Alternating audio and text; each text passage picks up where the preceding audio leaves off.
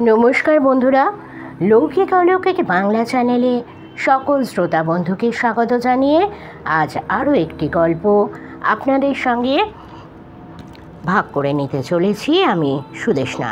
আজ একটি সম্পূর্ণ উপন্যাস পাঠ করতে চলেছি। উপন্যাসের নাম কালোয় আলোয়, লিখেছেন তমগ্ন নস্কর। কথা না বাড়িয়ে আগে আমরা শুনে নিই, পরের কথা পরে হবে। সূত্রপাত। কালসাপের ছাই ভস্য প্রথম উপাদান। ময়লা আকাশের দিকে তাকিয়ে রইল ভাদু। যদি তার মন্ত্র ঠিক হয় তাহলে এক্ষুনি বজ্রপাত হবে, আর বজ্রপাতের লক্ষ্য হবে সামনের ওই আম গাছটা। ভাদু বিড়বিড় করে এক মনে মন্ত্র বলে চলে। প্রকৃতিও যেন বুঝতে পেরেছে এ মন্ত্র অশৈলী, এর মধ্যে ভালো কিছু নেই। বেলা এক প্রহর কেটে যায়, একবার চড়া রোদ আসে তো আর একবার মেঘ এসে তাকে ঢেকে দেয়। যেমন করে সীতামা আপনার কবজি বাহু মুচড়ে ভিক্ষুক বেশি রাবণ রাজার বাহু পাশ থেকে নিজেকে ছাড়াতে চেয়েছিলেন, প্রকৃতিও যেন তেমন করেই ভাদুর মন্ত্রপাশ কেটে বেরোতে চাইছে। কিন্তু শেষ রক্ষা হলো কই? কড়াক করে ভীষণ শব্দে বজ্রপাত হলো। দাউ দাউ করে জ্বলে ওঠে আম গাছটা। এক দৃষ্টে চেয়ে রয় ভাদু সেদিকে। কয়েক মুহূর্ত পর গাছ থেকে হিলহিল করে সপাটে লাফিয়ে পড়ে একখানা লতা। আঁকু পাঁকু করে জলের দিকে যেতে চায়, কিন্তু দাউ দাউ করে আগুনে জ্বলে গুটিয়ে যায় সেই লতা, অর্থাৎ সর্পখানা। দেহটা স্থির হয়ে এলে নিজের পুঁটলির ভেতর থেকে গুঁড়ো গুঁড়ো কিছু একটা বের করে ছড়িয়ে দেয় আগুনের ওপর।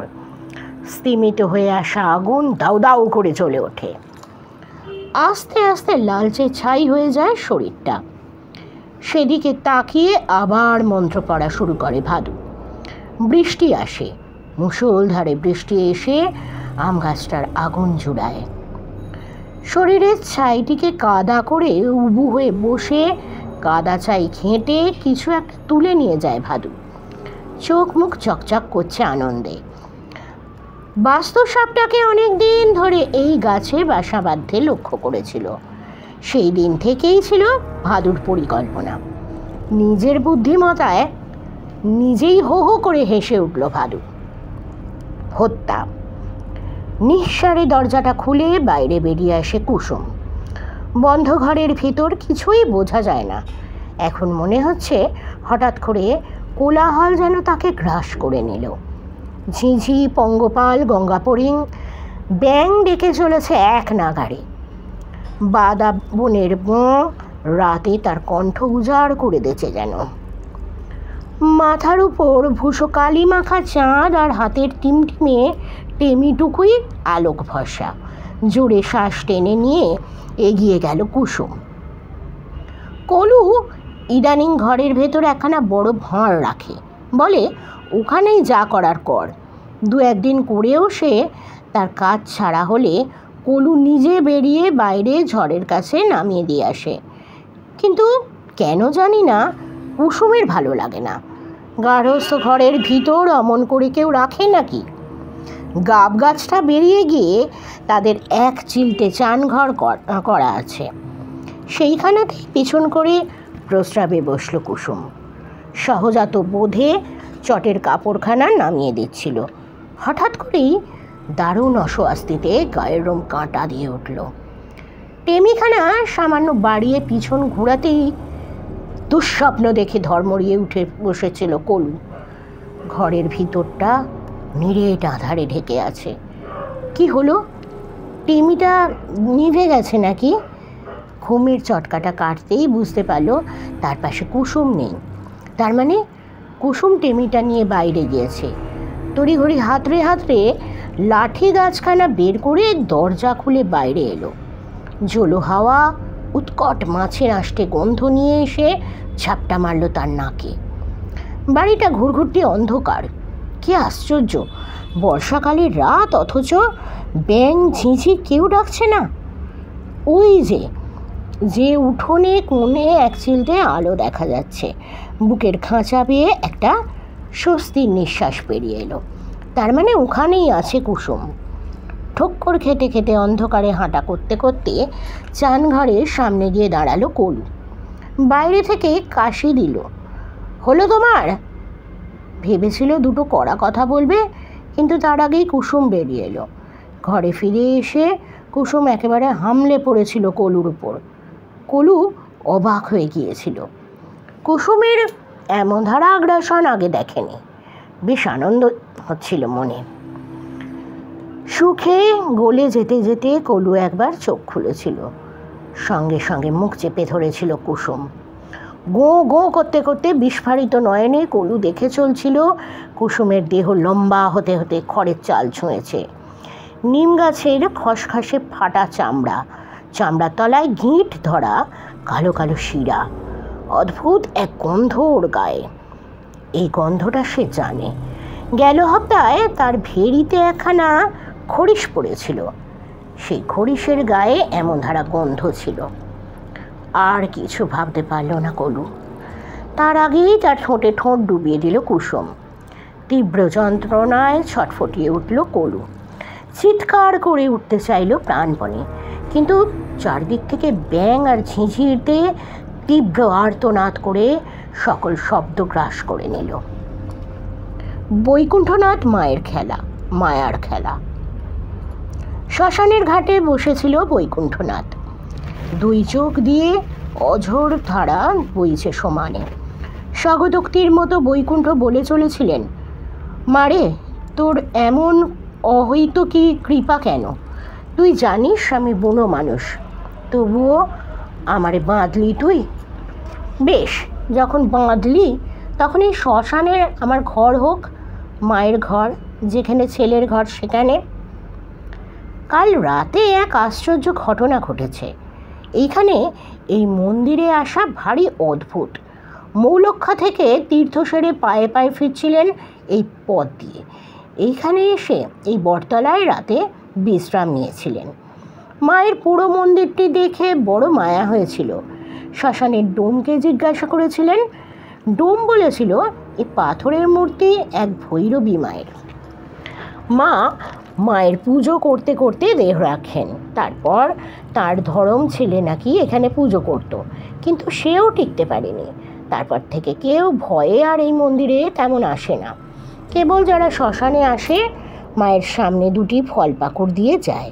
মনে মনে মাকে বলেছিলেন, মারে তুই সবাইরে দেখিস, আর তোর মন্দিরটি এমন অনিয়ম হয়ে পড়ে রয়েছে, কাল সকালে ভালো করে পরিষ্কার করে মন মতো পুজো করবো তোর। দেখো ভালো কেউ করেনি, কদিন তোর দেখভাল করে তবেই তোর ছেলে যাবে। মায়ের কাছে বসে এসে রয়েছেন বেশ কয়েকদিন। বর্ষায় প্রতি বছর ওলা ওঠা হয়, সে বছর হয়নি। সবাই আস্তে আস্তে মেনে নিয়েছে মা মানে মঙ্গলদায়িকা। মায়ের বেশবাস বড় পুরাতন। নতুন জামদানি কাপড় পরানোর ইচ্ছে থাকলেও সাধ্যে কুলোয়নি। তুমি সামান্য সন্ন্যাসী মানুষ, বিশ্বপ্রসবিনী মায়ের কাপড় পরাবার স্বাদ করো কী করে? ভিক্ষায় অর্থ হয় না, খাদ্য হয়। তাই মার কারো শাড়িই পরে রন, কুড়া শাড়িই পরে রন। কী আর করা মানে মনে মনে প্রবোধ দেন, মায়ের শাড়ির আর চকমকের কি আছে? মা আমার ঘরের মা। ছাপা শাড়িতেও তিনি ভাত বেড়ে দেন, তাঁতের শাড়িতেও তিনি ভাত বেড়ে দেন, উৎসবে আচারেও মাতেন। জামদানি পরে রাজেশ্বরী হয়ে সংসার পাট সামলান। মা তো সেই একই। এভাবেই চলছিল সব। একদিন এক বুড়ো তাঁতি এসে দিয়ে গেলেন শাড়ি। তার কাছে নাকি মা শাড়ি পরতে চেয়েছেন। ভারী আনন্দ হয় বৈকুণ্ঠনাথের। মা তার কথা শুনেছেন, কিন্তু মায়ের তখন লীলা করার ইচ্ছে। শাড়ি আর পরেন না, কিছুতেই পরানো যায় না শাড়ি। অপটু হাতে যতই পরান কেমন যেন থামের মতো লাগে শাড়ি পরানোর শেষে। আষাঢ়ের মেঘ ঘনায় বুকে। মারে কি ত্রুটি হলো আমার? তুই সাত করে শাড়ি আনালি আর তুই পরবি নে। কাল পেরিয়ে যায়, নাওয়া নেই, খাওয়া নেই, কখনো অভিমান গুমরায়, কখনো ক্রোধ গর্জায়, কখনো ক্রন্দন বর্ষায়, কিন্তু মা যেই কি সেই। কাঁদতে কাঁদতে ঘুমিয়ে পড়েছিলেন সে রাতে। স্বপ্ন দেখেন চালাঘরের খুঁটি ধরে কৌতুক চক্ষে দাঁড়িয়ে আছে এক বালিকা, ডাগর চক্ষু, 2 ভাগ তরু বেনি, আট করে কুড়া শাড়ি পরা। সেদিনও মাকে শাড়ি পরানোর চেষ্টা করেছেন বৈকুণ্ঠনাথ। একদিক পরান তো অন্যদিকে পিছলে যায়, সেই দিক চেয়ে সেই বালিকাটি হেসে কুটোপাটি। বালিকার হাসি দেখে রেগে যান তিনি, কপট রাগ দেখিয়ে বলেন, হাসছিস যে বড়, তুই এমন শাড়ি কি নিজে পরেছিস? তোর মা তো পরিয়ে দিয়েছে। বেটা ছেলে অত ভালো শাড়ি পরাতে জানে? ওরম একটু আধটু হয়, আমি ঠিক পরিয়ে দেবো, সে আমি বুঝবো। কি, তুই এখন যা তো। বালিকা হাসতে হাসতে এগিয়ে আসে, তারপর বৈকুণ্ঠনাথের হাত ধরে তিরস্কার করেন খুকি, ধরেন বুড়ো ছেলের হাত। মধ্যিখানে রইল মেলা শাড়ি 8 হাত। কুচিতে গুহ্য তত্ত্ব, সংসার সংসার জমিনে মায়ার সংসার, আঁচলে দিলেন বেঁধে স্নেহের চাবিছড়। সকাল হয়, দরজায় কড়া পড়ে, তখনও ঘুমোচ্ছেন বৈকুণ্ঠনাথ। মাকে দেখতে এসেছি বাবা, দরজা খোলো, ডোমেরা ডাকেন। বৈকুণ্ঠনাথের মাথায় বজ্রাঘাত, এতক্ষণ ঘুমিয়েছিলেন? সকালের কাজকর্ম কিছুই হয়নি। তড়িঘড়ি উঠতে গিয়ে চোখ গেল মায়ের দিকে। ও কি, তুতে বেনারসিতে সেজে বসে আছে রাজেশ্বরী। তোরা যে আমার পেটের ছেলে, কেমনি আর রাগটি করি। কাল কেটে গেছে, দেখতে দেখতে এই শ্মশানের প্রায় বছর কেটে গেল। সেই বালিকার আসা যাওয়া সবই স্বপ্ন প্রায়। স্বপ্ন এমন করেই আসেও যায়, এ এক অনন্ত চক্র। এখানে একদিকে তিনি, অন্যদিকে আমরা শক্ত মনে তার দিকে 2 পা গেলে তিনি 4 পা আসেন। গতকালও অমন করে বসেছিলেন দাওয়ায়, নিজের মনে গুনগুন করে নিজের তৈয়ার করা শ্যামা সঙ্গীত ধরেছিলেন।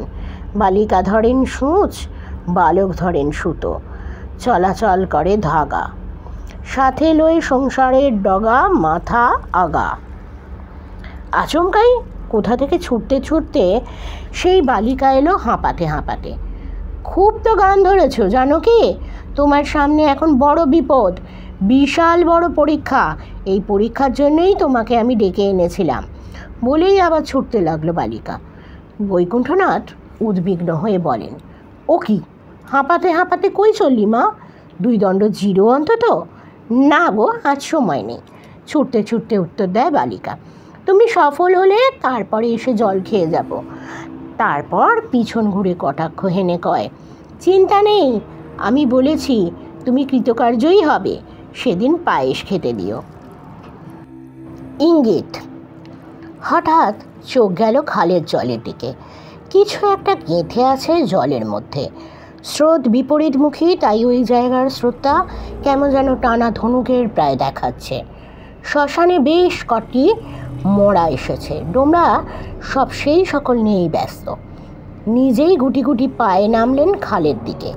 একটা করে পৈঠা নামেন, আর ভীষণ অস্বস্তি পাক মারে মনের ভিতর। এমন তো কখনো হয়নি, কি এক অশৈলী যেন পাক মারছে তার বুকের ভিতর। বলছে, বৈকুণ্ঠ পালাও, ও দেখার দরকার নেই।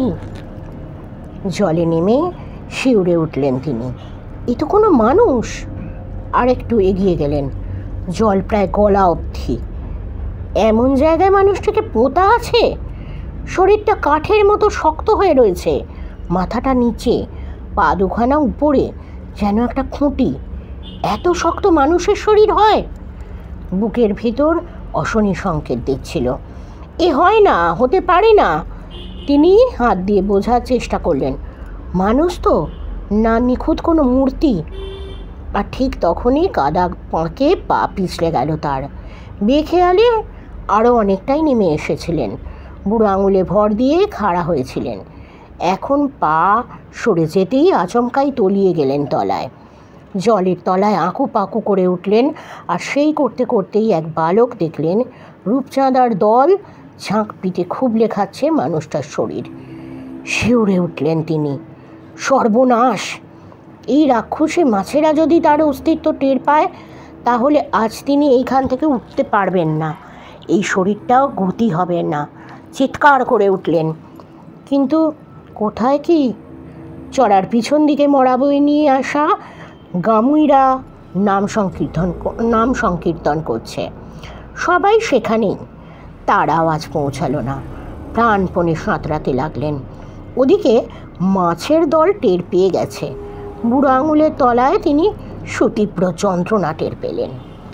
ঘাটে গা এলিয়ে দিতে দিতে শুনতে পেলেন হৈ হৈ করে লোকজন ছুটে আসছে। ঝোপঝাড়ের আড়ালে দাঁড়িয়েছিল শিয়ালটি। আস্তে আস্তে পিছু হটে জঙ্গলে মিলিয়ে গেল। কৃতজ্ঞতায় আঁখি মুদে এলো তার। প্রাণপণে সাঁতার কাটতে কাটতেই দেখেছিলেন শিয়ালটা ঘাটের কোণে এসে দাঁড়িয়েছে। তারপর আচমকাই ভারী কুমণ্ডলটাকে ধাক্কা মেরেছিল মাথা দিয়ে। জল ভর্তি পিতলের কুমণ্ডলখানা শান বাঁধানো পৈঠায় ঝনঝন ঝন শব্দ তুলে গড়িয়ে দিয়েছিল নিচে। সেই শব্দে চমক ভাঙে ওদের। এখন হৈ হৈ করে ছুটে আসে সবাই।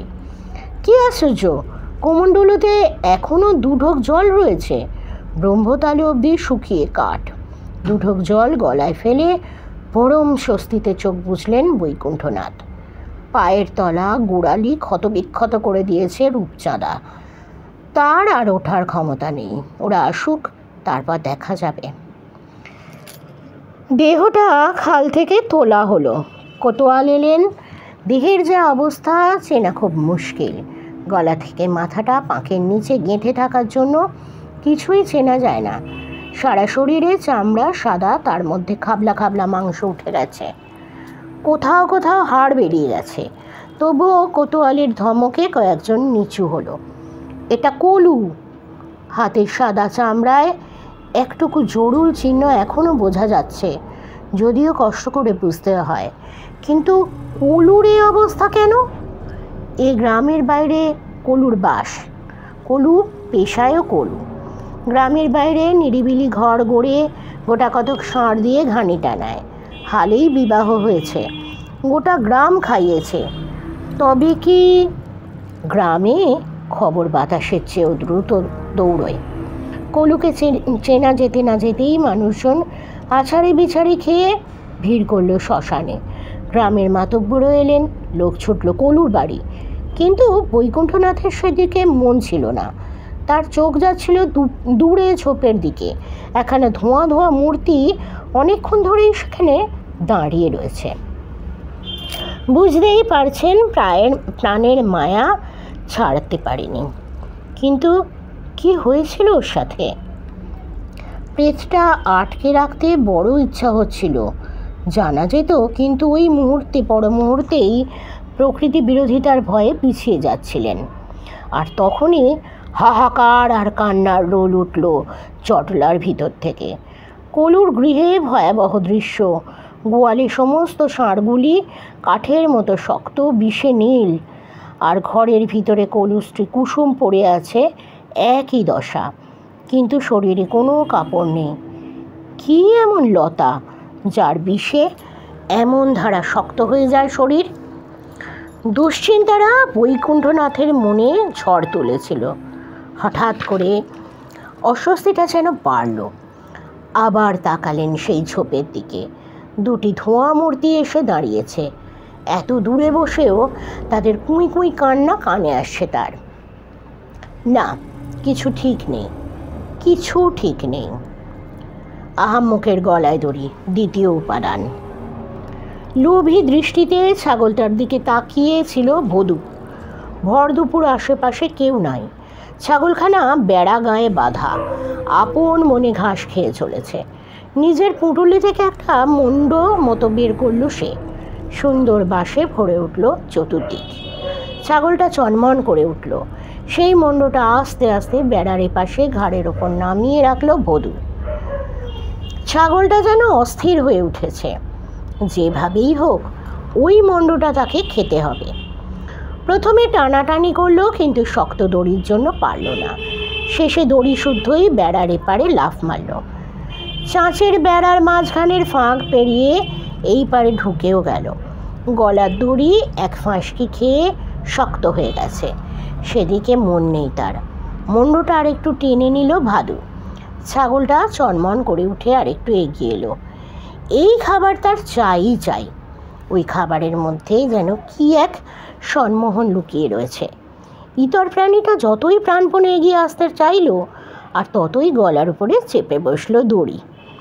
জিভ বেরিয়ে এলো, গালের দুপাশ দিয়ে ফেনা জল কাটছে। তবুও মোহগ্রস্তের মতো ছাগলটা এগিয়ে আসতে চাইছে। ছাগলটা বসেই রয়েছে। দূর থেকে দেখলে মনে হবে বসে আছে, কিন্তু তার হলদে ড্যাবা চক্ষু দুখানা গুলির মতো ঠিকরে বেরিয়ে এসেছে। জিভটা প্রায় আধ হাত বেরিয়ে এসেছে। কণ্ঠায় চাপ পড়ে গোটা জিভটাই খুলে এসেছে। তার উপরে ঘোড়া মাছিরা বুঝতেও শুরু করেছে। ছাগলের গলায় দড়িখানা পুঁচিয়ে কাটতে কাটতে চুকচুক করে উঠল ভাদু। আহারে, আমার জন্য তোকে প্রাণ দিতে হলো। অবশ্য কাজের জন্য প্রাণ দিয়েছিস, পরের জন্মে আর ছাগল হবি নে। সব শেষে জিহ্বাটাও এক টুকরো কেটে নিল ভাদু। মনের সুখে গান ভাজতে ভাজতে হারিয়ে গেল ইক্ষুর খেতে। আবার হত্যা। গদি বন্ধ করে আপন মনে গুনগুন করতে করতে ফিরে আসছিলেন বদন তালুকদার। আজ বেশ অনেকগুলি সুদ আদায় হয়েছে। তার উপর একজন বন্ধকি হাড় ছাড়তে পারেনি। উল্টো দিকে ধার নিতে এসেছিল, কায়দা করে স্বল্প মূল্যে অনাদায়ী করে নিয়েছেন। এই বিছে হাড়খানা গিন্নিকে দিলে ভারী খুশি হবে সে। নিজের ভাগ্যকে নিজেরই বিশ্বাস হচ্ছিল না বদনের। উফ, আজকেই সকালে এই ঝগড়া হয়েছে গিন্নির সাথে। ভেবেছিলেন ছোটোখাটো একটা মটর দানা গোছের কিনে নিয়ে গিন্নির মন ভাঙাবেন। তার আগেই মনের আনন্দে গদির ছেলেগুলোকে ফুলুরি আর মুড়ি খাইয়ে দিয়েছেন সুদখোর বদন। বন সুন্দরীর মাঠখানা পেরিয়ে বাম দিকে পাকা রাস্তায় উঠবেন, কেবল খসখস শব্দটা পেলেন। সম্মুখের ঝোপের ভিতর থেকে খসখস আওয়াজটা আসছে। কোমরে গেঁজে ভারী গয়না। মনটা কু ডেকে উঠল। লাঠি থেকে গুপ্তিখানা খুলে হাতে নিলেন বদন। রাত ভিতে টাকা পয়সা নিয়ে ফিরতে হয়, তাই এইখানে হাতেই রাখেন। টেমিটা উস্কে দাঁড়িয়ে রইলেন চুপচাপ। এক এক মুহূর্ত যেন এক এক প্রহর। তারপরেই হঠাৎ করে তাকে চমকে দিয়ে ঝোপের ভিতর থেকে ডেকে উঠল একখানা ছাগল। বুকের খাঁচা থেকে 1 মণ ওজনের বাতাস বেরিয়ে এলো। এক এক মুহূর্ত যেন এক এক প্রহর। তারপরেই হঠাৎ করে তাকে চমকে দিয়ে ঝোপের ভিতর থেকে ডেকে উঠল একখান ছাগল। বুকের খাঁচা থেকে 1 মণ ওজনের বাতাস বেরিয়ে এলো। ঠিক করে হেসে সামনের দিকে তাকিয়ে এগিয়ে গেলেন বদন। ঝোপের ভিতর বসে আছে ছাগলটা। চোখে আলো পড়তেই ধক করে উঠল চোখগুলো। চমকে উঠলেন তিনি। ছাগলের চোখ জ্বলে। তাই তো, এত রাতে ছাগল কোথা থেকে এলো? এত রাতে তো গ্রামের পথে গরু ছাগল থাকার কথা নয়। কারো ছাগল যদি হারিয়ে গিয়েও থাকে, তাহলে আর ভাবার অবকাশ পেলেন না। তার আগেই ছাগলটা বেরিয়ে এলো। আবার সেই বিকট স্বর। এই ছাগল যদি পায়ের ফাঁক দিয়ে গলে যায়, তাহলে সাক্ষাৎ মৃত্যু। তাড়াতাড়ি ধুতিখানা পায়ের গোড়ালি অবধি নামিয়ে দিলেন। তারপর পিছন ঘুরেই ছুট ছুট, ছাগলখানাও পিছনে ছুটছে তার। হাত থেকে পড়ে এই ঝনঝন করে ভেঙে গেল টেমি। হুমড়ি খেয়ে পড়লেন পথের উপর। ঘন অন্ধকারে চালাতে লাগলেন গুপ্তিখানা। আশ্চর্য, ছাগলটা তার আশেপাশে নেই। একটু দূর থেকেই বিকট সুরে ডেকে যাচ্ছে সমানে, আর জল জলে বিকট চোখ সমানে তপ করে জ্বলছে। হঠাৎ করেই পিছন থেকে গলায় কিছু একটা যেন চেপে বসলো। দড়ি। প্রাণপণে দড়ির ভিতর আঙুল ঢুকিয়ে ফাঁসটা আলগা করতে চাইলেন, কিন্তু দড়ির যেন ভীষণ শক্তি। বদন পারলেন না। একটা নিষ্ফল ভোঁতা আর্তনাদ পাক মারল জনহীন প্রান্তরে। ছাগলটা একবার করুণ স্বরে থেমে গেল। একটা মিহি মে আর খসখস আওয়াজ উঠল, যেন ছাগলটার গলায় দড়ি পরিয়ে কেউ তাকে ফিরিয়ে নিয়ে চলেছে। অশুভ ইঙ্গিত। ছাগলের বিকট ম্যাঁ ম্যাঁ ডাকে ঘুম ভেঙে গেল বৈকুণ্ঠনাথের। কত হবে রাত? চোখ কষলে জানলা দিয়ে বাইরে তাকালেন। মাথার উপর বর্ষার লাল আকাশ, প্রহর বোঝার অবকাশ নেই। কিন্তু সকাল তো হয়নি, ভোরও নয়, তাহলে ছাগল ডাকলো কোথা থেকে? সারাদিন ভীষণ ধকল গেছে।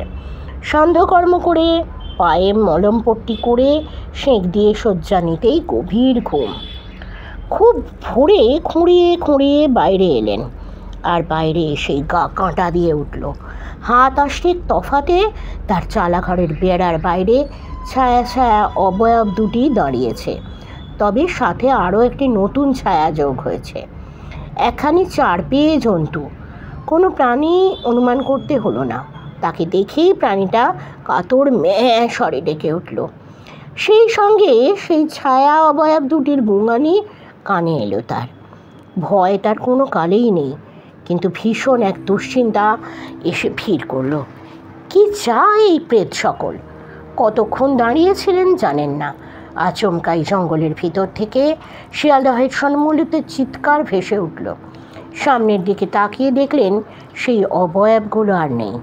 মায়ের মন্দির থেকে ধূপের গন্ধ আসছে চড়া। কপালে হাত ঠেকালেন বৈকুণ্ঠনাথ। জয় মা, তুমি যখন ইঙ্গিত দিচ্ছ তখন এর পথ তুমিই দেখাবে। ধীরে ধীরে নেমে আসছে কুণ্ডের আগুন, ততই কাছে আসছে ওরা। 7 দিন ধরে একটানা সাধন তিনি করে চলেছেন। শরীরের ক্ষয় হয়েছে, সরার জলে দেখেছেন। তার চুল ঝরে গেছে অনেক। কয়দিন আগে বাঁশের চ্যাড়ায় পা কেটে গিয়েছিল। যে ক্ষত 2 দিনে শুকিয়ে যাওয়ার কথা, সেই ক্ষত দগদগে ঘা হয়ে পুঁজ রক্ত গড়াচ্ছে। এ ক্ষয়ের কারণ তিনি জানেন, প্রকৃতির নিয়মের বিরুদ্ধাচার। প্রকৃতির নিয়মের বিরুদ্ধে একজনকে কষ্ট দেওয়া, তাকে বেঁধে রাখা কঠিন। কিন্তু বাকি একের পর এক যে অশৈলীগুলি ঘটে চলেছে, তার সত্য উদ্ঘাটন করতে গেলে এইটুকু তাকে করতেই হতো। মা এভাবেই তার পরীক্ষা নিচ্ছেন। দপ করে নিভে গেল কুণ্ডের আগুনটা। গমকে গমকে বেরিয়ে এলো ধোঁয়া। আস্তে আস্তে রূপ নিতে শুরু করলো আঁকা বাঁকা ঊর্ধ্বমুখী স্রোতগুলি। ধোঁয়ার মধ্যে যেন কেউ গড়ে দিল মানুষের মূর্তি, অতি সূক্ষ্ম এক নারী মূর্তি। এমনটাই লাস্যময়ী যে তাকে দেখলেই ধরে ছুঁয়ে দিতে ইচ্ছে করবে। স্থির হয়ে আসনে বসে রইলেন বৈকুণ্ঠনাথ। সেই নারী এসে বসলেন তার পাশে। ধোঁয়া চক্ষু, অথচ স্পষ্ট যেন পড়া যায় তার ভিতর। ওই চোখে অনন্ত বিষাদ। নিঃশব্দে সে নারীর চোখে চোখ রাখলেন। মন্ত্রহীন স্পর্শ, অথচ খুলে গেল অন্য এক দুয়ার। সেই গভীরতম স্তরে আর তার মন অভ্যন্তরে প্রবেশ করলাম। ভালো করে কিছুই বোঝা যায়নি। বারে বারে দৃশ্য ব্যাহত হচ্ছে, যেন কেউ খুব কঠিন বাঁধন দিয়েছে। ঘন বনের মধ্যে কেউ বসে আছে। আশেপাশে শ্বাসমূল বেড়ে উঠেছে পাঁক জমিতে, আর সেই শ্বাসমূলে গাঁথা আছে অজস্র অর্ধদগ্ধ পশু পাখির শরীর। তাদের উপর ভন ভন করছে মাছির দল। পশু পাখির শরীর। যিনি বসে আছেন তিনি বৃদ্ধ। তার সম্মুখের হোমকুণ্ডের আগুনে লাল হয়ে দৃশ্যমান হচ্ছে তার মুখের বলিরেখা। সেখানে কুটিলতা, যন্ত্রণা আর প্রতিহিংসার একই সাথে মিশে আছে। তিনি বিড়বিড় করে মন্ত্র পড়ছেন, আর প্রত্যেকটি মন্ত্রের গমকে শ্বাসমূলগুলোর উপর এসে পড়ছে এক একটি প্রাণী। গেঁথে যাচ্ছে সজোরে। আশঙ্কায় ঝড় উঠল। এক ভীষণ ধূসর রঙের ঘূর্ণি আকাশে বাতাসে গাছপালা সব কিছু আচ্ছন্ন করে দিল দৃষ্টি। ঝড়ের যেন একটি অবয়ব তৈরি হলো, শুকনো ডালপালার পাতার অবয়ব। আর দেখতে পারলেন না বৈকুণ্ঠনাথ। ভীষণ মাথার যন্ত্রণায় ছিটকে পড়ে গেলেন তিনি। অনুভব করলেন নাক ও কানের পাশ দিয়ে গড়িয়ে নেমে আসছে উষ্ণধারা। জ্ঞান হারাতে হারাতে দেখতে পেলেন সেই ছায়ামূর্তি ঝোপের দিকে হেঁটে চলেছে। তবে তার এখন সংখ্যায় অনেক বেড়েছে। তারা 3 জন না, একটি স্থূল মূর্তি ও আর এক শীর্ণকায় পুরুষ, সবাই যোগ হয়েছে তাতে। কীটদষ্ট তৃতীয় উপাদান। বৃষ্টির পর ছেঁড়া ছেঁড়া আকাশের ফাঁক দিয়ে চাঁদের আলো গলে পড়ছে। ধান ক্ষেতের মাথাগুলোর উপর ধোঁয়াশার কাঁথা বিছিয়ে আছে, যেন ভারী বৃষ্টির পরও অমনটাই হয়। ভাদু হেঁটে চলছিল হনহন করে। সদ্য চারা বপন হয়েছে, ছোট ছোট লকলকে গাছের পাতায় বাসা বেঁধেছে ভয়ঙ্কর বালাই। সবুজ সবুজ এক আঙুলের মতো পোকা, নরম ধুঁদল, রোঁয়া ওঠা গা, কিন্তু মুখের ভেতর করাতের ধার। পাতাগুলো খেয়ে চেঁচে সাফ করে দেয়। পাতাগুলোর যন্ত্রণা হয় হয়তো, কিন্তু নির্বাক পাতারা কুঁচকে কেঁদে উঠতে পারে না। কিন্তু মানুষ, সে তো পারে। সন্তর্পণে একটার পর একটা পাতার ভাঁজ থেকে বের করে আনে বালাই পোকাগুলো। চীনামাটির বয়ামটা ভরে ওঠে অজস্র কিলবিলে পোকায়। আগের রাত, উপর্যুপরি আঘাত। হারাধন জমিয়ে ভাত খেতে বসেছিল। আজও বদনের দোকান থেকে কিছুটা মাল সরিয়েছে। মনটা খুশিতে ডগমগ। গত 1 মাসে যা সরিয়েছে তার জুড়লে ভুঁই মাঠের দিকে 1.5 বিঘের মতো জমি হয়ে যাবে। আর নিজের মাস মাহিনা তো আছেই। কোনো মতে বিঘে 3 জমি করতে পারলে হালার তালুকদারের কাজ সে ছেড়ে দেবে। কায়েত হয়ে বৈশ্যের দোকানে কাজ দূর হ, তারপর চাষবাস আর নিজের ছোটোখাটো বন্ধকি কারবার খাড়া করবে। কথা হয়ে গিয়েছে, নচুরা যে মাল আনবে সেই মাল গলিয়ে সেই ছাঁচে ফেলে ব্যবস্থা করে দেবে। বদন তালুকদারের মতো অত দাদন নেবে না, কিন্তু ছেড়েও দেবে না। সেখান থেকেও চেঁচে খানিকটা মারতে পারবে। ওই দিন তার চলে যাবে। নচুবাগদির ডাকাত হলেও মাথায় একেবারে গোবর পোড়া, তাই আকাট মুখু। মাছের মাথাটা চুষতে চুষতে সুখে চোখ বন্ধ হয়ে যাচ্ছিল তার। এমন সময় ডাকটা এলো, পাখির ডাক। একটা টুই টুই পাখি 3 বার ডেকে থেমে গিয়ে আবার 3 বার ডাকলো। এই ডাক হারাধন বিলক্ষণ চেনে। এটা হলো সংকেত, নচু দেখা করতে এসেছে। নিশ্চয়ই আজকের আমদানি দিতে এসেছে। খুশি দ্বিগুণ হলো।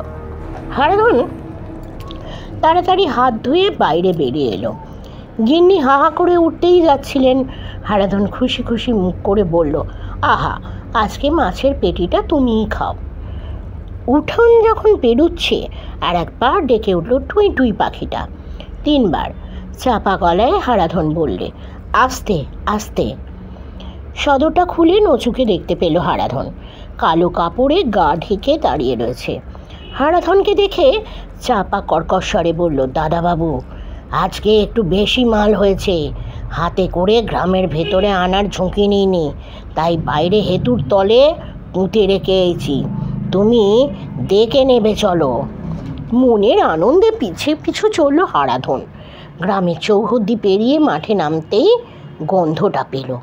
কেমন যেন একটা আঁশ গন্ধ। গোড়ালি অবধি ডুবে গেছে জলে। না, এই গন্ধ হতেই পারে। এখন বাদা পুরো ডুবে আছে, প্রচুর মাছ ঢুকেছে বাদায়। খাপুস খাপুস করে এগিয়ে চলল দুজনে, কিন্তু কি একটা যেন অস্বস্তি হচ্ছে। জলের মধ্যে থেকে অজস্র কিলবিলে কিছু যেন উঠে আসছে তার পা বেয়ে। চিৎকার করে উঠল, লণ্ঠনটা উস্কে দিল। অজস্র কালো কালো জোঁকের মতো লাল পোকা উঠে আসছে তার পা বেয়ে। ভয়ে আতঙ্কে দিশাহারা হারাধন স্থানকাল ভুলে নচু বাঁচারে বলে চিৎকার দিয়ে উঠল। কিন্তু কোথায় নচু? চাদরটা বাতাসে খলখল করে উঠছে, কিন্তু তার ভেতর মানুষ কই? অথচ চাদরের ভাঁজ বলে দিচ্ছে কেউ গায়ে জড়িয়ে আছে ওটা। পরদিন গোটা শ্মশান উপচে পড়েছে ভিড়ে। সাংঘাতিক ঘটনা ঘটে গেছে গতকাল রাত্রে। দুটি মৃতদেহ আবিষ্কার হয়েছে এই গ্রামের পথে। প্রথমজন বদন তালুকদারের বন্ধকি কারবার করেন, আর যথারীতি সন্ধ্যা রাত্রে দোকান বন্ধ করে ঘরে ফিরছিলেন। ফেরার পথে মাঠের উপরেই পড়েছিল তার দেহ। না পড়েছিল বলা ভুল, গলায় ফাঁস লাগানো অবস্থায় পড়েছিল তার মৃতদেহ। মাঠের ধারের কলা বাগানে একখানা মর্তমান কলা গাছে ফাঁস দিয়েছিলেন তিনি। এমন একজন মানুষ যে আত্মহত্যা করতে পারে তা সবার চিন্তার অতীত। তার উপর অত বড় ভারী চেহারাটা নিয়ে কলা গাছে কী করে ঝুলে পড়তে পারেন তিনি? মৃতদেহটা বসানো ছিল গাছের গোড়ায়, গলায় ফাঁস। একটু দূরে মাটিতে গেঁথে আছে তার খোলা গুপ্তিখানা। কোমরের গোঁজা ছিল একখানা পিছে হাড়। তাহলে কেন কেউ হত্যা করলো তাকে? বৈকুণ্ঠনাথ শ্মশানের ঘাটে চুপচাপ বসে মালা জপছিলেন।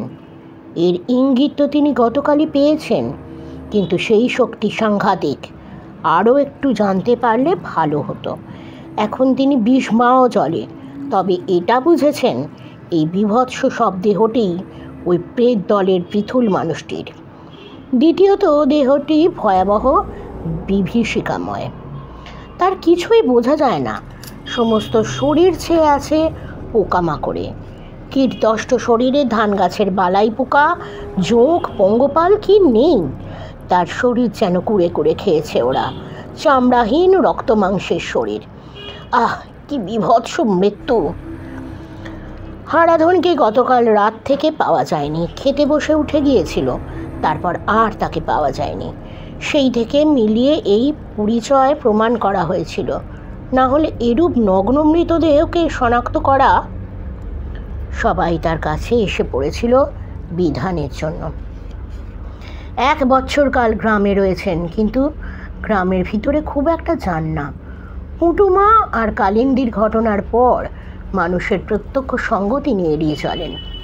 কেবলই মনে হয় মানুষ মানেই হিংস্র পশুর চেয়েও হিংস্র। তার চেয়ে এই ভালো মায়ের মন্দিরেই পড়ে রান।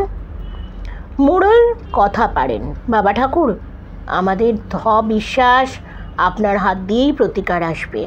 চমক ভাঙে তার। কিছু বলতে গিয়ে থমকে যান। তিনি রয়েছেন ধোঁয়াশায়।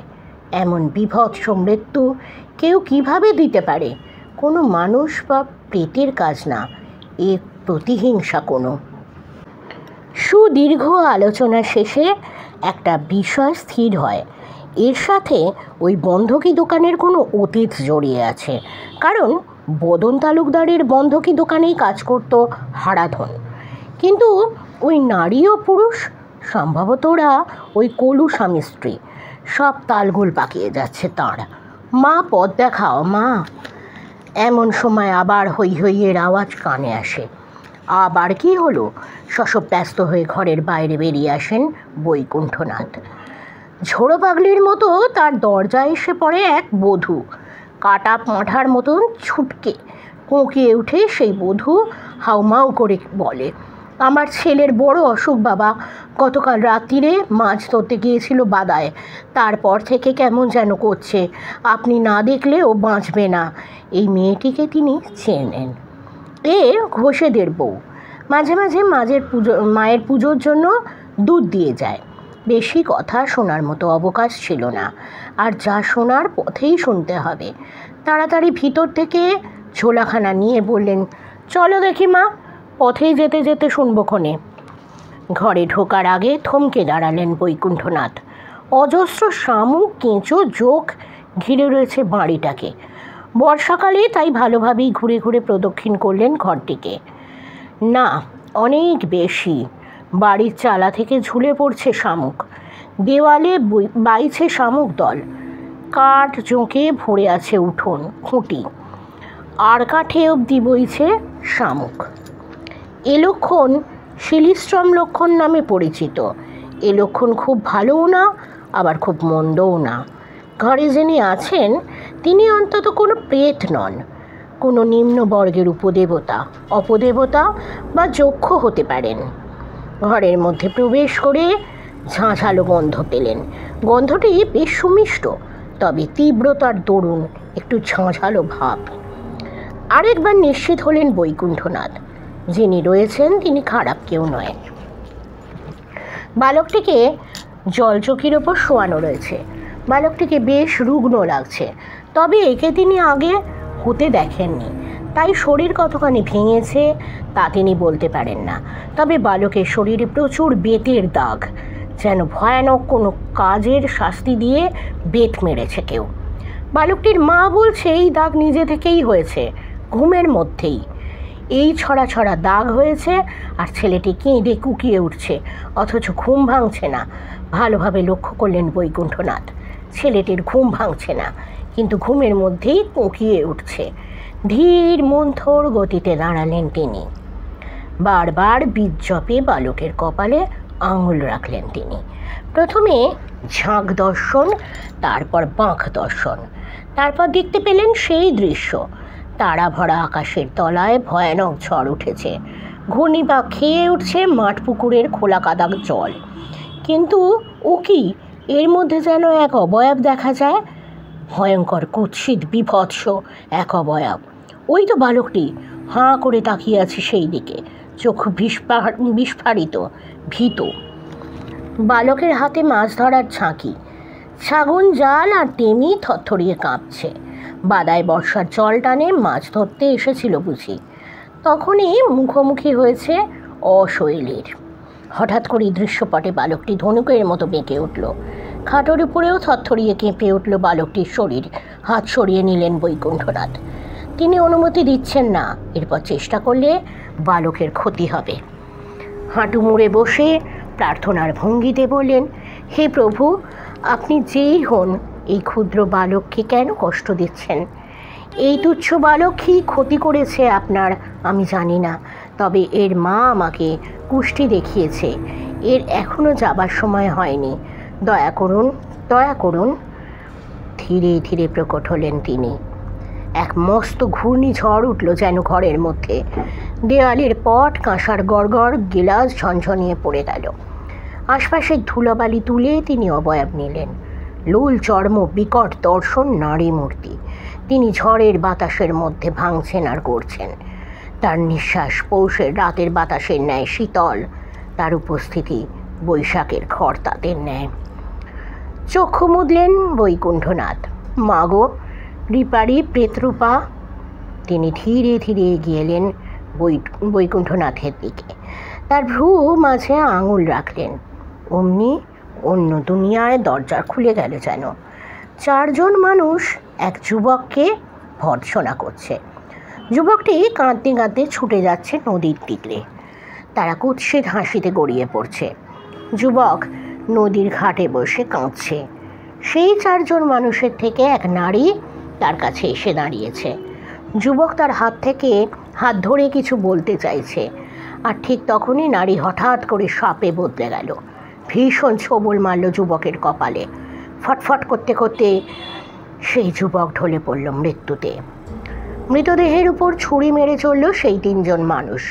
মৃতকেও রেহাই দিল না, তারা মুষলধারে বৃষ্টি নামল। আছাড় পাছাড় খেয়ে ছুটে এলো এক বৃদ্ধ। সেই বালকের উপর মাথা কুটে কাঁদতে লাগলো।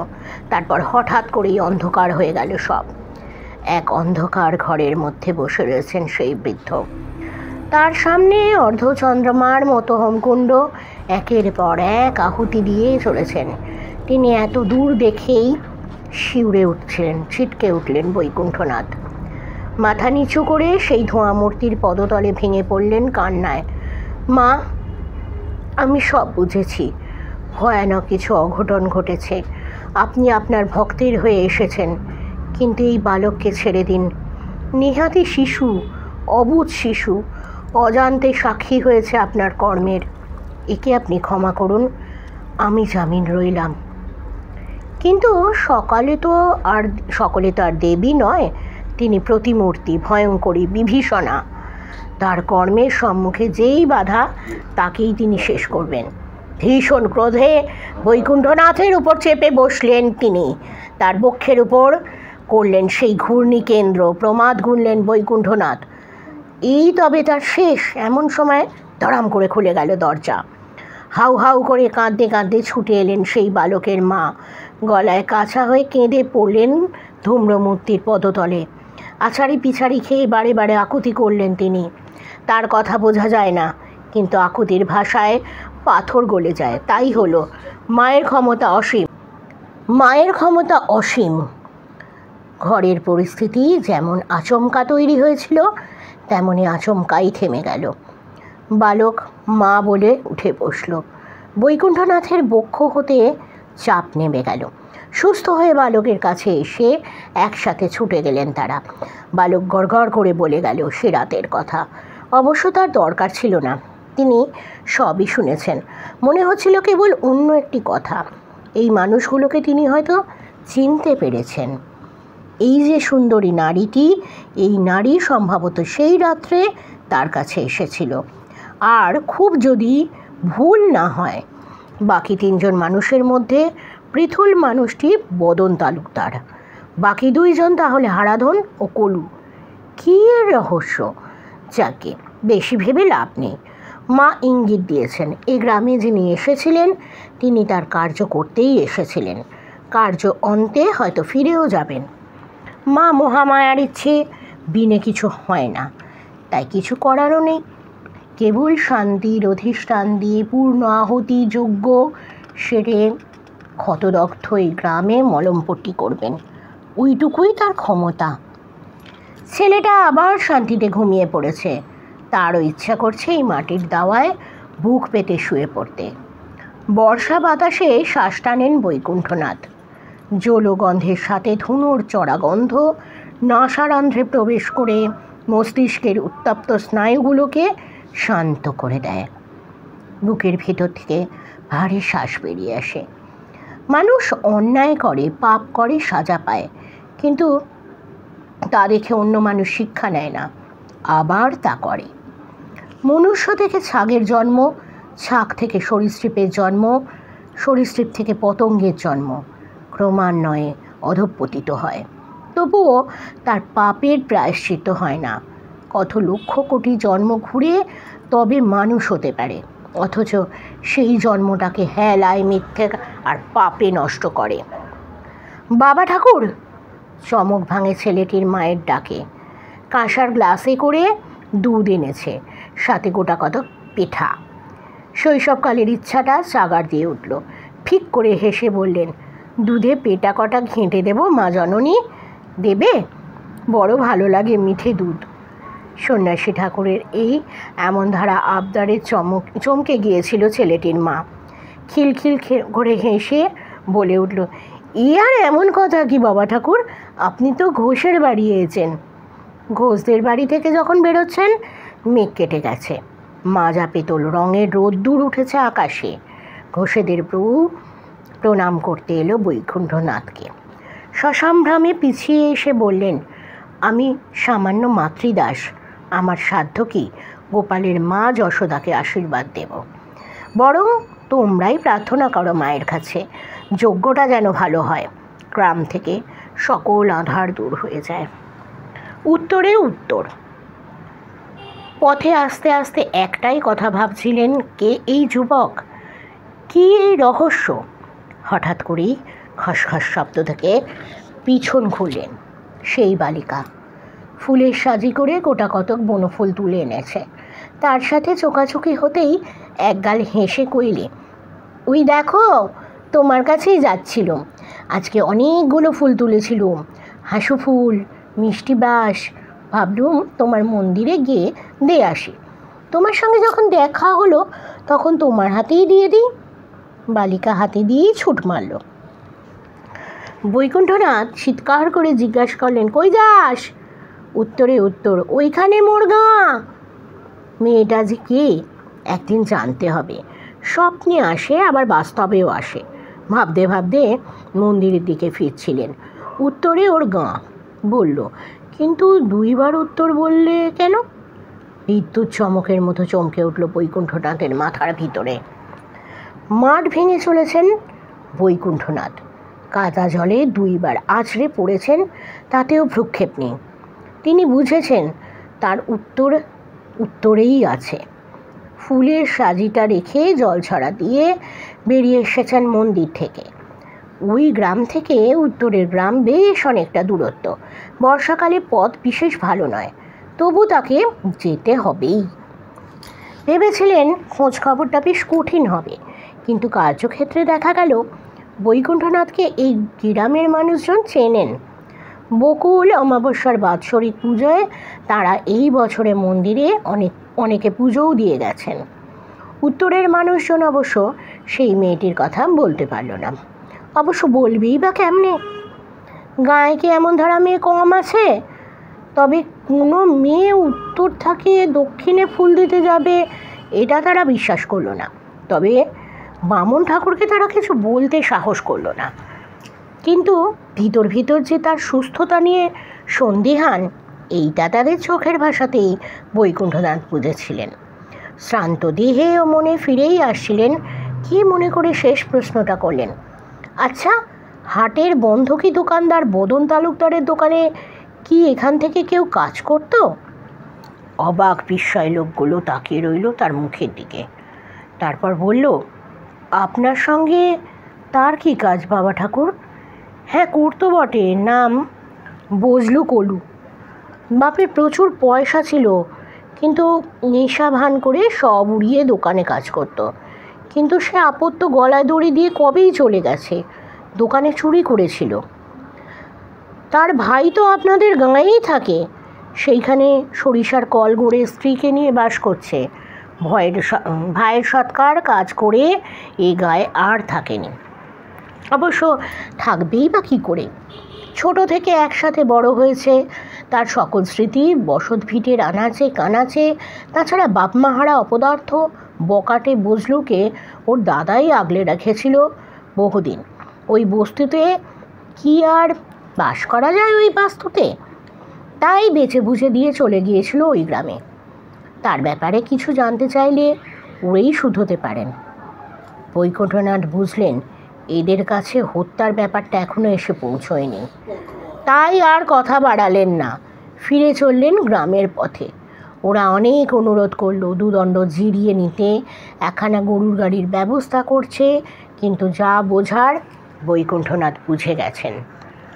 তার এই গ্রামে থাকতে মন করছিল না। উত্তরে উত্তর পেয়েছেন। দুই গ্রামের হাট একটি, সেখানেই তালুকদারের কারবার। সম্ভবত সেখানেই এই ষড়যন্ত্রের সূচনা। কলু দম্পতিও এই ষড়যন্ত্রের সাথে জড়িয়েছে। তিনি স্থির নিশ্চিত ষড়যন্ত্রই, কারণ তারা ভালো কিছু করলে এমন করে সাজা পেত না। ওই শক্তি যতই হোক অকারণ কারোর ক্ষতি সাধন করবে না। যাক, মা যখন এতটা পথ দেখিয়েছেন, বাকিটা তাহলে উত্তর মা নিজেই দিয়ে দেবেন। সকল কথা শুরু যেথায়, কয়েক সপ্তাহ আগের ঘটনা। কুঁড়েটা একেবারে একটেরে, খালের পাড়ে বাঁশ করে বাঁধা। এখানে ফিরতে হবে ভাদু ভাবেননি কোনো দিন। বুকের মধ্যে অসীম জ্বালা। কেন মানুষ, কেন কেন তারা এত নিষ্ঠুর? আমার ফুলের মতো ভাগনাটা কি করেছিল তাদের? এই জন্য মা রূপে কাউকে আমি চাইনি। যে মা সন্তানরে আগলে রাখতে পারে না, সে কেমন মা? বারবার মনে পড়ছিল ছেলেটার মুখ। ওর টানেই এই গায়ে ঘর বেঁধেছিলেন। শ্মশান থেকে ছেলেটা তাকে মায়ার টানে এনেছিল। শরীরটা বড় খারাপ। মা বাপ মরা একা ছেলে পেয়ে বড় উৎপাত করত। অসহায় দিশেহারা ছেলেটা শ্মশানের নদীঘাটে এসে বসে থাকত। মায়া হয়েছিল ভাদুর। যে আলাপ করেছিলেন। আলাপ একটু ঘন হতে নিজে গিয়েছিলেন বাস্তু বাঁধতে। কলুর পরিবার ওদের অবস্থা বেশ ভালো ছিল। সৎভাবে বাপের ব্যবসা চালাতো, লোকজন আসতো, তাই তো ওর ওপরে সবার এত হিংসে। কিন্তু গত 1 বছরে সব চলে গেছে। এখন এমন অবস্থা যে বন্ধকি দোকানে কাজ করে কোনোমতে পেট চালাতে হয় তাকে। ঘরে ঢুকেই খারাপ গন্ধ টের পেয়েছে ভাদু। ঘোরতর তুক করেছে কেউ। সব ঘরগুলোতে ঢুকে ঢুকে কিল ঠুকে বাস্তু বাঁধছিলেন। শোয়ার ঘরে ঢুকেই থমকে দাঁড়ালেন। ও কাদের ছবি দেওয়ালে টাঙানো? ছেলেটাই বলেছিল, আমার বাবা মা। মা তো জন্মের সময় মামার বাড়িতে আমার জন্ম হয়েছিল, সেখানেই মা বাবাই কোলে পিঠে করে মানুষ করেছিলেন। কিন্তু কি যে হলো, একদিন হঠাৎ করে ভেদ বমি করে চলে গেল। সবাই বলে আমরাই জ্যাঠাখুড়োরাই এর জন্য দায়ী। কথা বন্ধ হয়ে গিয়েছিল ভাদুর। বুকের ভেতর ঘূর্ণিঝড় উঠেছে তখন। সে কি তবে সত্যিই অপয়া? না হলে যে বড় দিদিকে বাঁচানোর জন্য এত কিছু, সেই মারা গেল? আর ভাবতে পারলেন না। এই ছেলেকে উদ্ধার করতেই হবে। সব বেঁধে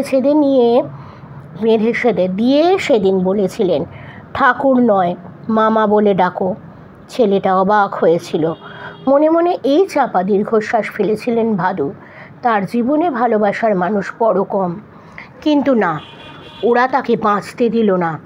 তিনি কোনো প্রেতক্রিয়া করেননি, পাছে তার ক্ষয় ভগবানকে নিতে হয়।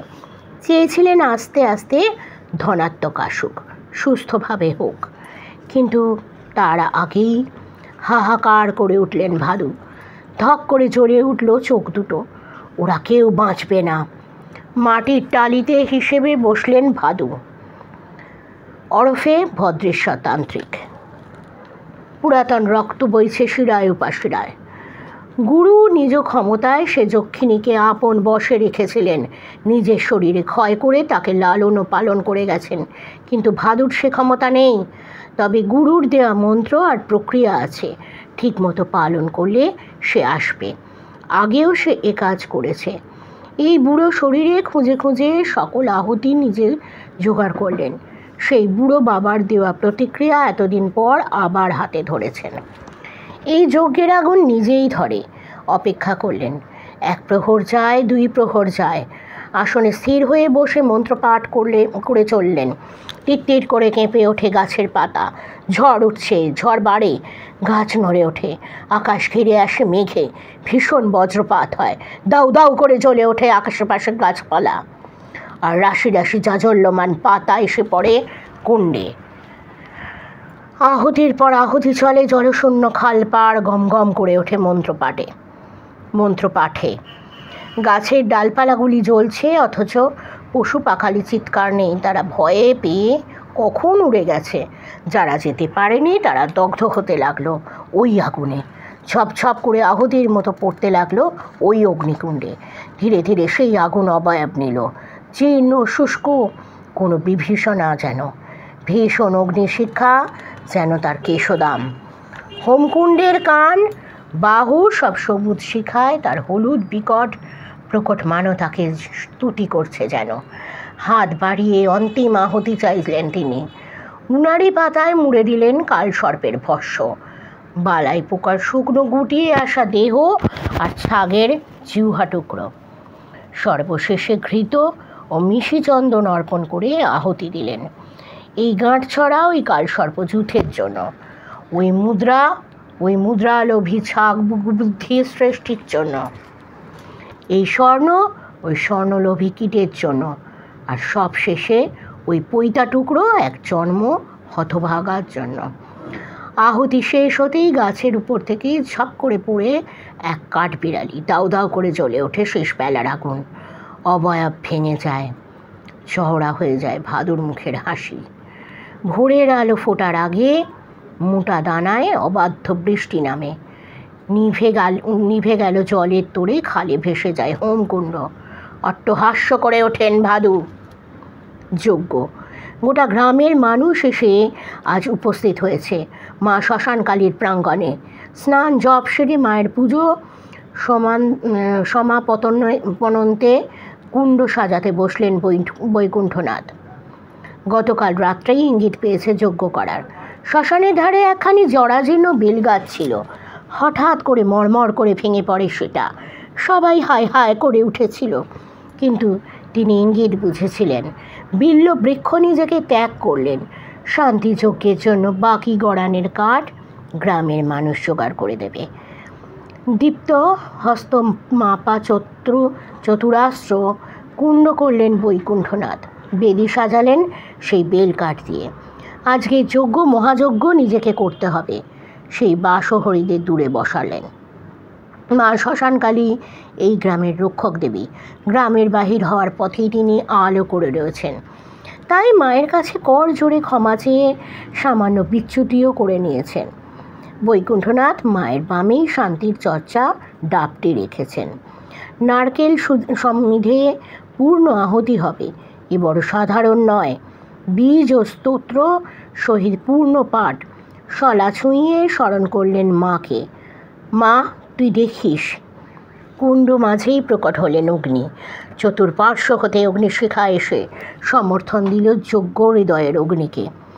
একের পর এক মন্ত্র পড়েন বৈকুণ্ঠনাথ, আর অগ্নিশিখা বাড়ে। আশেপাশের মানুষ গোল হয়ে ঘিরে বসে দাঁড়িয়ে রয়েছে সেই যজ্ঞ প্রাঙ্গণ। হঠাৎ করেই ঘটল অঘটনটা। বাম দিক থেকে কেউ যেন একটা ঢিল ছুঁড়ে নিল বৈকুণ্ঠনাথকে লক্ষ্য করে। এদিকে পিছনে যিনি বসেছিলেন তিনি সেই সময় কোনো কারণে উঠে দাঁড়াতে গিয়েছিলেন।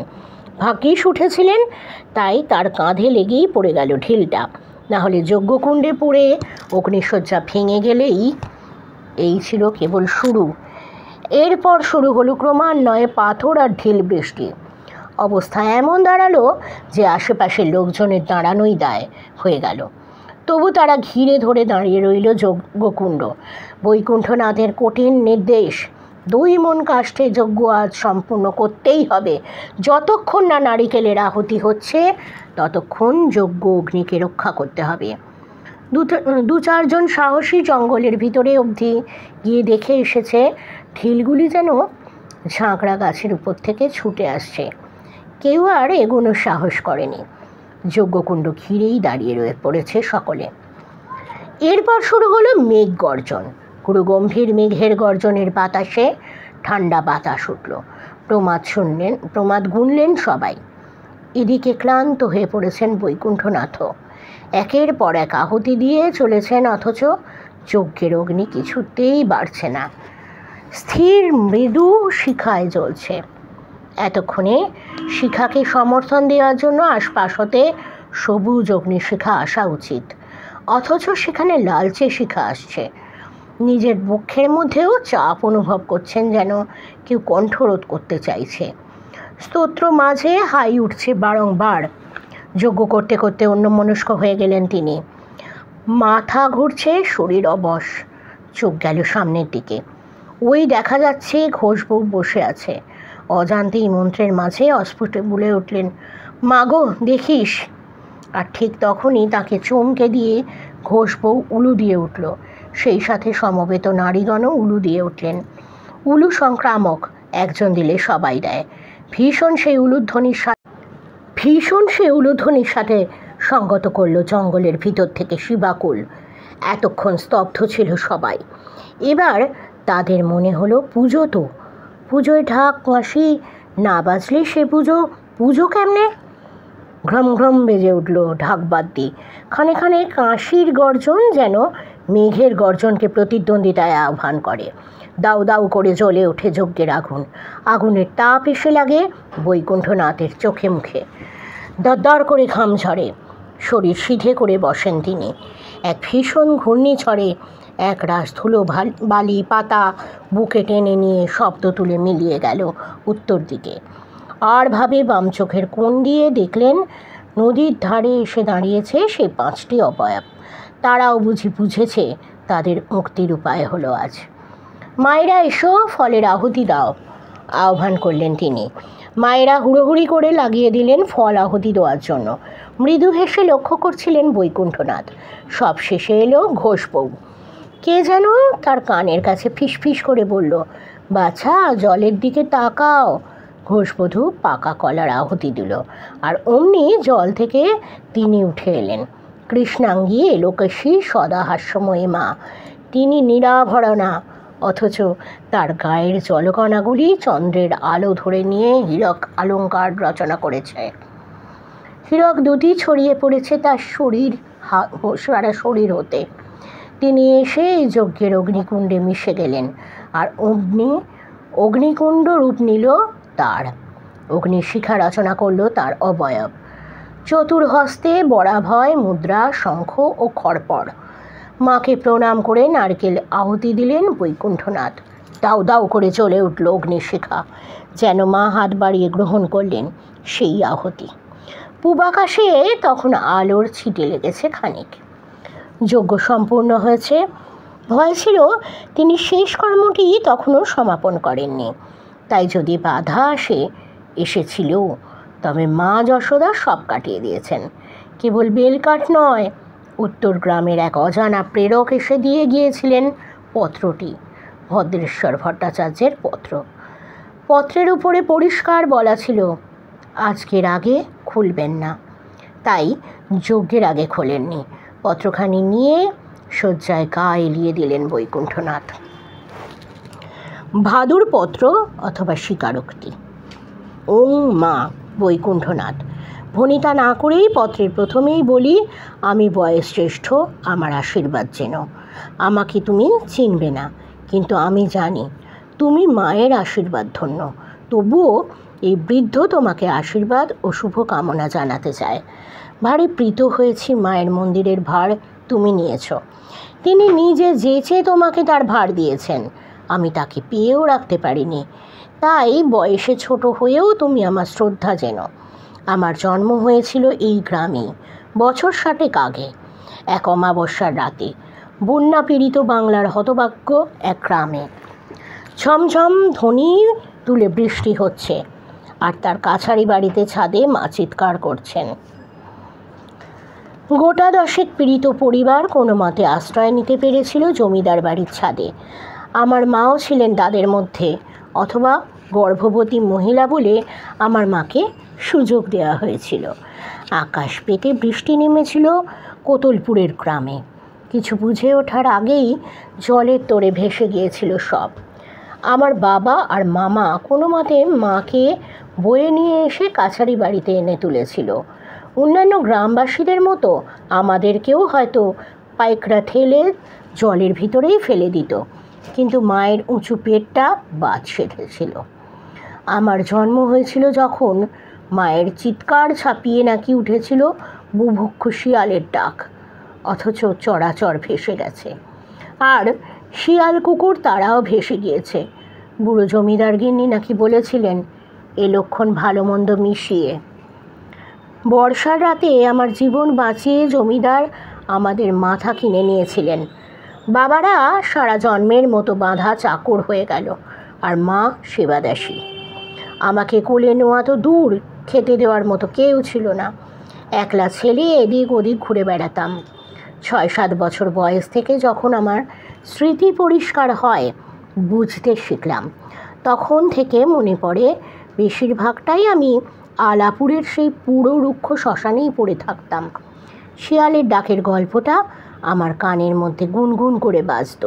খালি মনে হতো এই শিয়াল, শকুন, কাক, চিল এরাই বুঝে আমার আপন।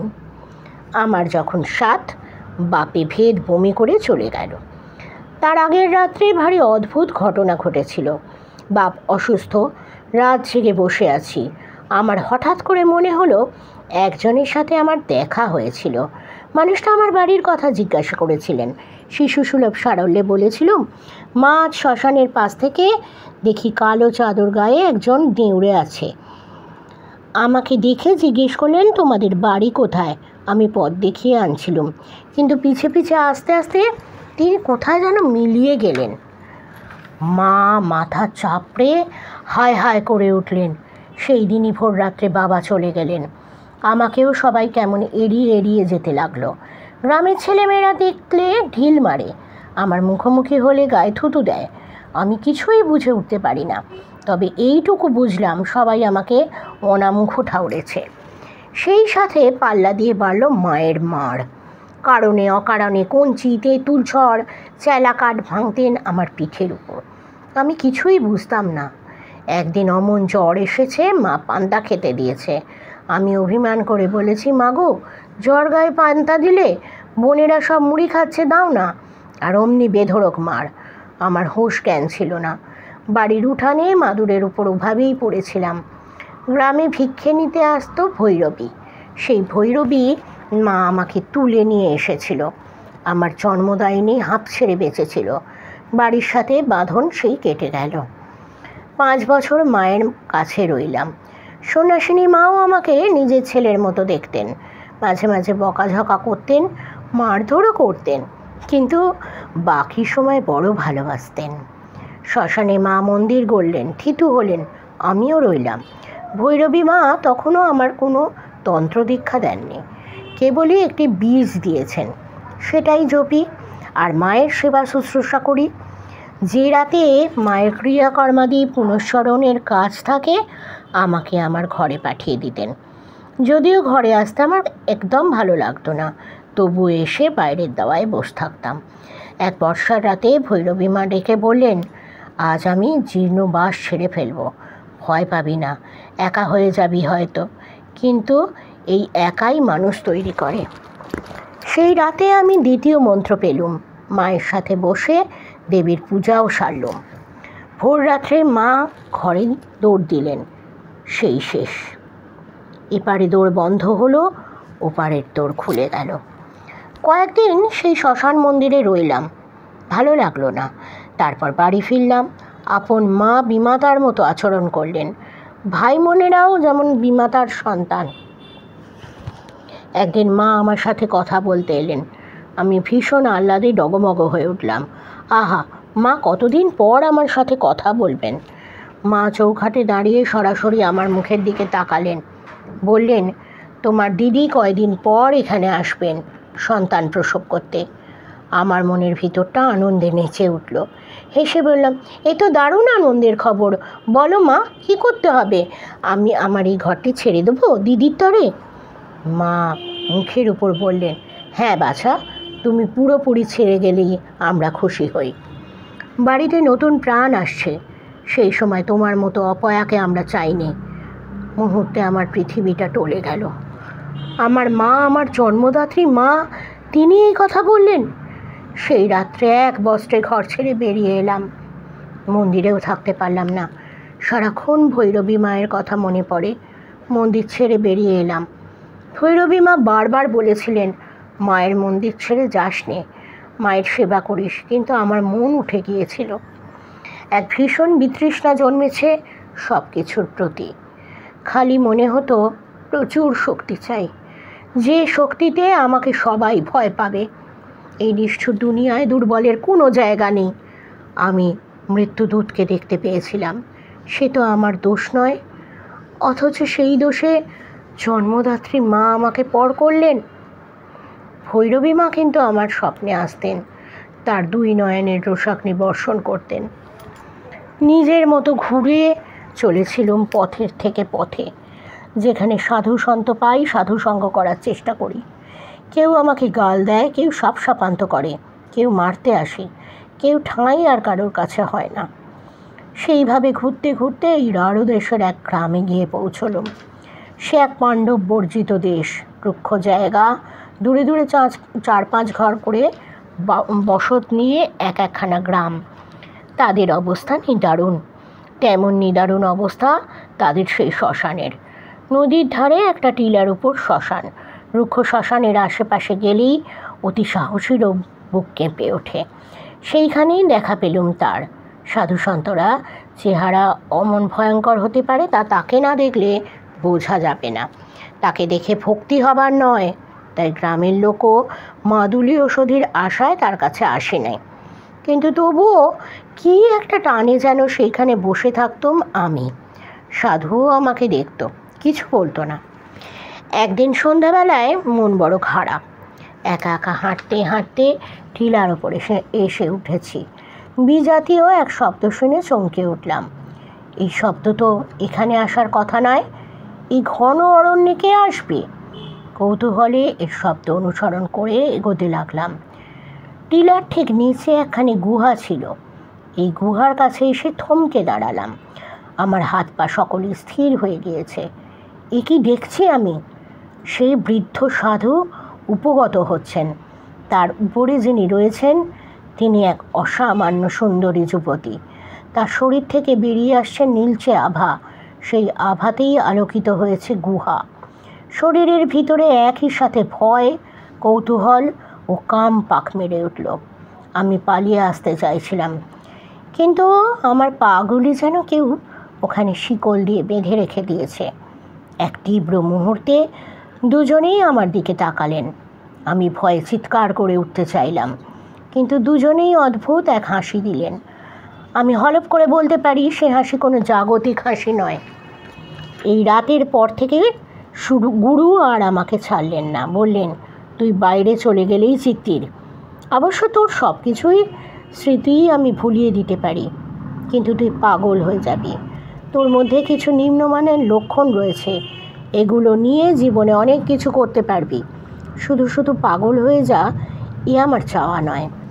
সেই থেকে আমার শিষ্যত্ব গ্রহণের শুরু। আমার সমস্ত অর্থচিন্তা ও খাদ্যচিন্তা গুরু হরণ করেছিলেন। গুরুর কাছে ছিলেন ওই দেবী।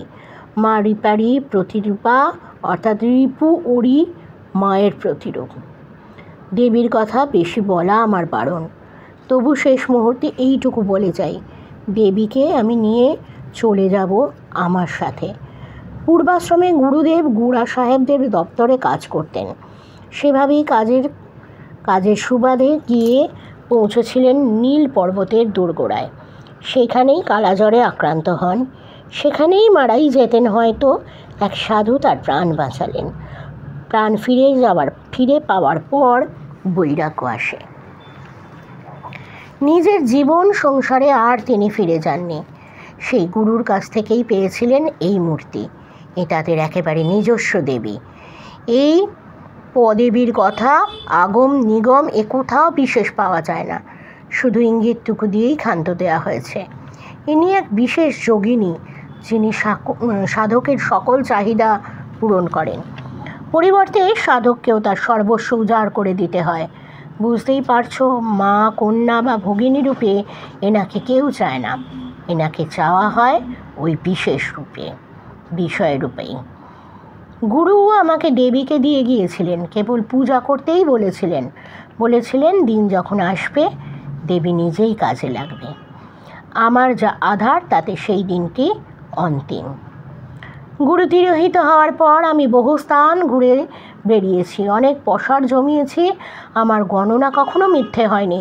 তারপরে এসে পড়লাম এই উত্তরের গ্রামে। ভৈরবী মায়ের অভিশাপ, নিজের গ্রামেতে ঢুকতে পারবো না, তাই এই গ্রামে এসে ঠাঁই নিয়েছিলাম।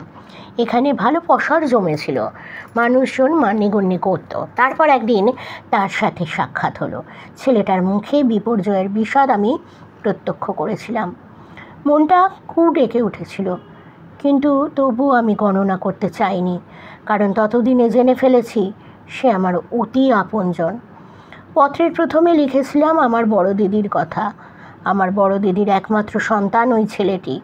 বাপ মা মারা একমাত্র সন্তান, একা ছেলে, কোনো ভাগিদার নেই, তাই খুড়ো জ্যাঠাদের হিংসার অন্ত নেই। তারা আতুক করে সকল সম্পত্তি নিয়ে নিয়েছিল। যার কিনা 10টা লোকের কাজ দেওয়ার প্রয়োজন, সে কাজ নিয়েছিল বন্ধকের দোকানে।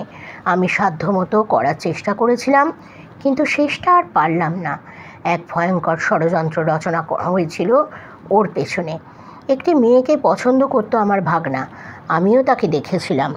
মনে মনে ভেবেছিলাম সংসার পাতলে সব আবার ভালো হবে। জ্ঞাতিকুলের ষড়যন্ত্রেই সে সকল সম্পত্তি খুইয়েছে। আমার ভাগনাটা এই লক্ষ্মীর আগমনে সকল কিছু আবার ফিরে পাবে। কিন্তু সে যে লক্ষ্মী নয়, সাক্ষাৎ কাল সর্প। খুনাক্ষরেও টের পায়নি। হারাধন নামের ওই কীট সারা জীবন চুরি করেই এসেছে। একজন মানুষ থাকে যারা স্বভাবে চোর, হারাধন তাই। বন্ধকের দোকানে যা সোনাদানা পড়তো সেখান থেকে ছুরিতে করে এক আধ টুকরো চেঁচে নিয়ে বেচে দিত। ছাক বুদ্ধি শিষ্ণদরপরায়ণ মহাজন বদন তালুকদার কোনো দিন কিছুই বোঝেনি। আমার ভাগনা একদিন হাতে নাতে ধরে ফেলেছিল, দারুণ শ্মশানে দিয়েছিল হারাধনকে। হারাধন হাতে পায়ে ধরে ক্ষমা চেয়ে নিয়েছিল। তার পুত্রকন্যা আছে, জলে ভেসে যাবে। আমার সরল ভাগনা তাকে ক্ষমা করে দিয়েছিল। সেইটাই কাল হলো। হারাধন জানতো তার জ্ঞাতি শত্রুদের কথা। রচনা করা হলো ষড়যন্ত্র। সবাই মিলে বন্ধক রাখলো একটি স্বর্ণালঙ্কার। সেইটা চুরি করলো হারাধন। তারপর চুপি চুপি ভরে দিল আমার ভাগনার পিরানে। কোতোয়াল সবার সামনে দিয়ে কোমরে দড়ি বেঁধে টানতে টানতে তাকে নিয়ে গেল। সেই মেয়ে, তার প্রেয়সী, সে কোতোয়ালিতে সাক্ষী দিয়েছিল আমার ভাগনা তাকে স্বর্ণালঙ্কার দেবে বলেছিলে। শিলমোহর পড়ল তার চুরির ওপর। 6 মাসের জেল হাজত হয়েছিল। আমি অনেক তকাই তদবির করে তাকে ছাড়িয়ে এনেছিলাম, কিন্তু তাতেই বা কি, তার পৃথিবী টলে গেছে। জেল থেকে ফিরে এসে দেখল তার প্রেয়সী তার জ্ঞাতি দাদার স্ত্রী হয়েছে। সেই রাত্রেই আমার ভাগনাটা গলায় দড়ি দিয়েছিল। সেই বাবা মা মারা যাওয়ার পর যে অনুভূতিটা হয়েছিল, এক ভীষণ অপরাধবোধ বুকের ভেতর পাথরের মতো চেপে বসেছিল। সেইটা চেপে বসেছিল আবার। যদি সাহস করে গণনা করতাম তাহলে এমনটা হতে দিতাম না। আমার বেঁচে থাকার ইচ্ছেটা পুরোপুরি তিরোহিত হয়েছিল। বহুদিন পর পা রেখেছিলাম আমার গাঁয়ে। দেখলাম তুমি আবার নতুন করে মায়ের সেবা শুরু করেছ। বড় শান্তি পেয়েছিলাম। ভেবেছিলাম তোমার সাথে আলাপ করব, কিন্তু প্রতিশোধ স্পৃহা অস্থির, সে কিছুতেই শান্তি দেয় না। এক এক করে সংগ্রাম করেছিলাম ওদের ব্যবহার্য সামগ্রীগুলো, আবাহন করে আহুতি দিয়েছিলাম সে সকল। তারপর তবে হ্যাঁ, কেবল ওরা নয়, আমি জানি আমরাও শেষ। যজ্ঞাগ্নিতে আমার পৈতাও সমর্পণ করেছি। যতক্ষণে তোমার কাছে এই চিঠি পৌঁছবে ততক্ষণে তিনি কার্য সমাপ্ত করবেন। আমার ভাগনাটা গলায় দড়ি দিয়েছে, তার কোনো গতি করতে পারিনি। তোমার কাছে একটাই অনুরোধ করব, আমাদের দুই বাপ বেটার একটা আদ্যন্ত কার্য করে দিও, যাতে অন্তত পরপারে এইটুকু ভালো থাকি। ভালো থেকো, মায়ের চরণে থেকো। ইতি ভদ্রেশ্বর ভট্টাচার্য। ভাদুর। অন্তিম। ভাদুর পরিণতি। স্নান ও জপ সেরে স্থির হয়ে গৃহমাঝে বসেছিলেন ভাদু ওরফে ভদ্রেশ্বর। মনের মাঝে দেয়ালা করে যাচ্ছিল শৈশবকালের সকল হাসি কান্নার স্মৃতি। মায়ের দেওয়া ছড়ির দাগ, বাবার সাথে দিন শেষে তারা ভরা আকাশের নিচে কাছে নিয়ে গিয়ে গল্প বলা, ভাই বোনেদের ভয়ার্ত দৃষ্টি, কাছে না ঘেঁষা। কেবল বড় দিদি তাকে একটু ভালোবাসত। বড় দিদির পরেই সে হয়েছিল বন্যার মাঝে। তার অনেক পর তার ছোট ভাই বোনগুলি। বড়দি তাকে বেশ ভালোবাসত। তার মা বাবার দাসখত লেখানো জীবনে বড়দিদি তাকে খাইয়ে পড়িয়েছে। তারপর বাবা চলে গেলেন। পৃথিবীটা যাও বা ছিল, আমূল বদলে গেল। মায়ের সকল ক্রোধ রাগের কারণ হয়ে দাঁড়ালো সে। কি আশ্চর্য, সে নাকি মৃত্যুদূত। মানুষ কখনো মৃত্যুর দূত হয়? আজও জানে না ওই মানুষটা সত্যি সত্যি যমদূত ছিলেন নাকি নিছকই একজন মানুষ। অথচ 2 2 4 করে মা তাকে ভয় পেতে শুরু করলেন। আসলে মাও তাকে মনে মনে কোথাও ঘৃণা করতেন। বন্যার দরুন মৃত্যু মিছিলের মাঝে তার জন্ম, আর জন্মর পর থেকে অমন দাসখত। তাই তাকে অভিশাপই জ্ঞান করতেন বোধহয়।